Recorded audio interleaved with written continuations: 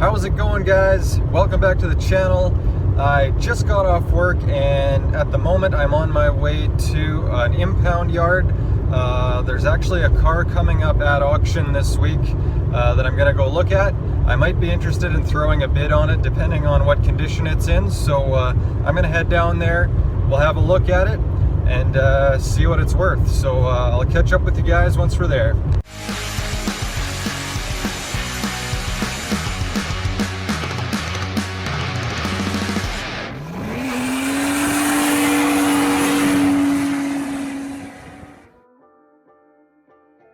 Alright guys, so I just walked up to the door of the impound office and they're actually closed, so there's no one to let me in, but there's a guy kicking around here, so I'm going to talk to him real quick and see if he knows what's going on, because they should be open, but apparently they're not, so I'm going to find out what's going on.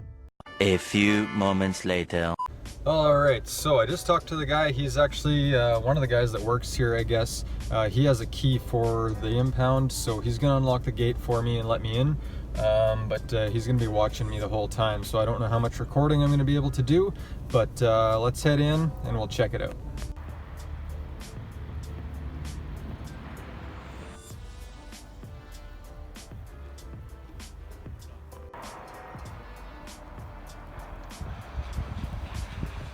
Alright guys, so I just finished having a look at the car there.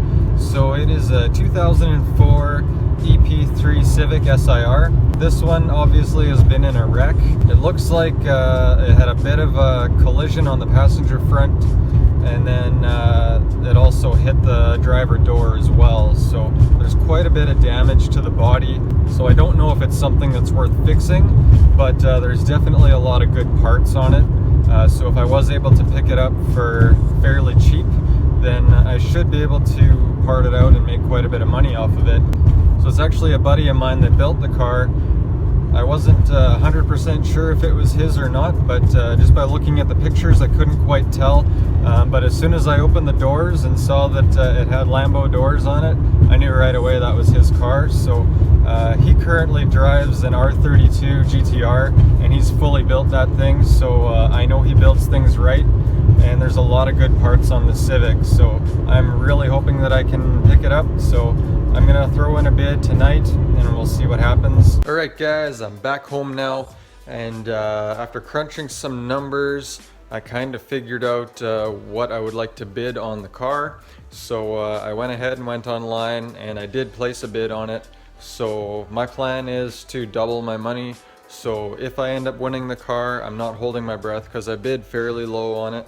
But basically what I did is I kind of estimated how much money I could make from it and then cut that in half, and that's what I bid, so that I'll be able to at least make a really good profit on it. So if I do end up winning it, then it should bring in some pretty good coin, and then I can spend a lot more money on the turbo build. So fingers crossed, we'll see what happens, but like I said, I'm not holding my breath. It's one of those things where if someone's buying it to fix it up, chances are they're gonna bid a lot higher than I did. So the process, if you do buy the car to fix it up again, is quite substantial. So I wouldn't buy it to fix it up and drive it, because it would outweigh the cost of buying one that's already in good condition and drivable. So the process is pretty substantial out here, where if you buy an insurance write-off, you have to go through body integrity, you have to go ahead with getting all the body work done,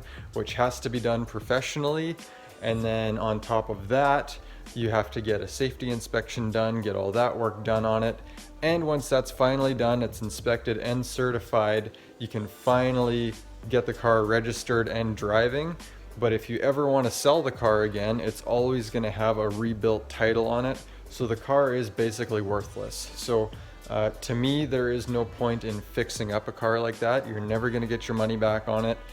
So the best thing for me is to part it out, and I will be able to make some money, and then we'll be able to put more money towards the turbo build. So we'll see what happens. I'll let you guys know later kind of what happens. I placed my bid, so I should know by tomorrow whether or not I win the car or not. But in the meantime, let's get back to work on the engine. So plan today is to get this oil cooler off of here. Thanks to everyone who commented and kind of gave me advice on how to get that off of there. We found out through comments that it is a 30 mil socket, so I went ahead and picked up a brand new 30 mil and it fits perfectly. So we're gonna give that a try. We'll see if we can get that off of there. And then I want to flip the engine upside down, see if we can get the oil pickup off of there and this bottom piece. So not a whole lot that I'm gonna get done today, but at least it's a few things that I have time for, and we'll see what happens. All right, so first thing I'm gonna do is try loosening this off of here and see if that does the trick. That was actually looser than I thought it would be.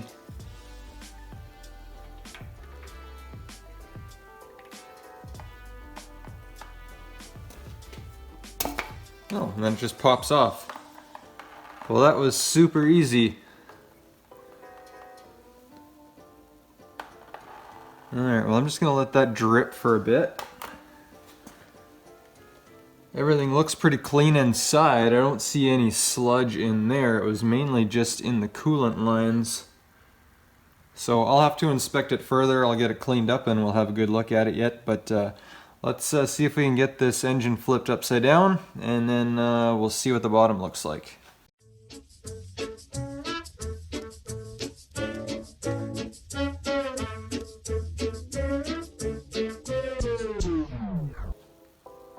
Alright guys, well look at this. I only got a couple drops on the floor. Not too bad considering what I thought it was going to be.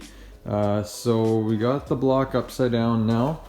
And I can get to the oil pickup and this bottom piece very easily. So I'm going to zip those off of there real quick, and then we can kind of see what we're dealing with. This already looks quite a bit more aged than when we took the valve cover off, so we can definitely see the mileage on this. There's definitely some varnishing going on in there, but let's get this off of here and see what it looks like.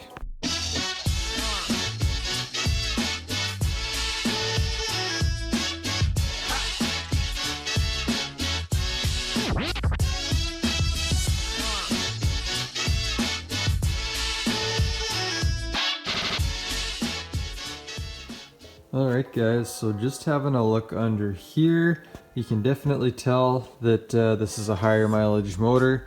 There's definitely some varnishing going on, and I'm not sure what these markings are here. I can't tell. It doesn't look like it's cracks, but there's definitely some kind of scoring going on here.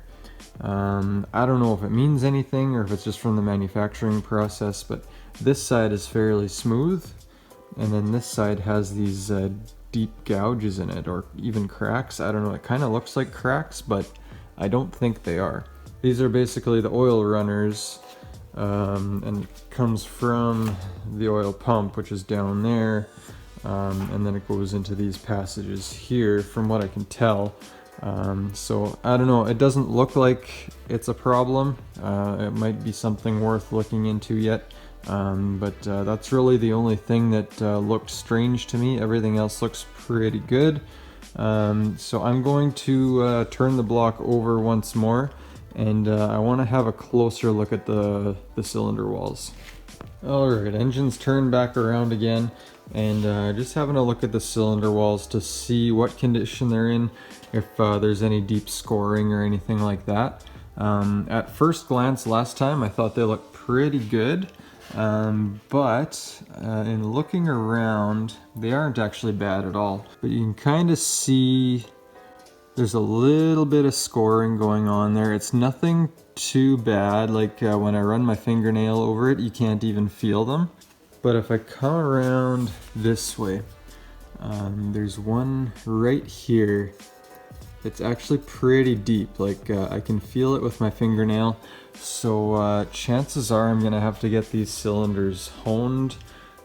So my original plan was to find someone that I could bring the rotating assembly and the block to, as well as the head, and get them to do a full rebuild for me, and then I would receive it back in this condition and do the rest of the assembly myself. Reason being is I really want to make sure that it's done right. I'm pretty sure I'd be able to do it myself, but I would much rather have a professional do it, and then that way I know 100% that it was done right. Now I'm having a really hard time finding someone who will work on this block because it has the FRM sleeves in it.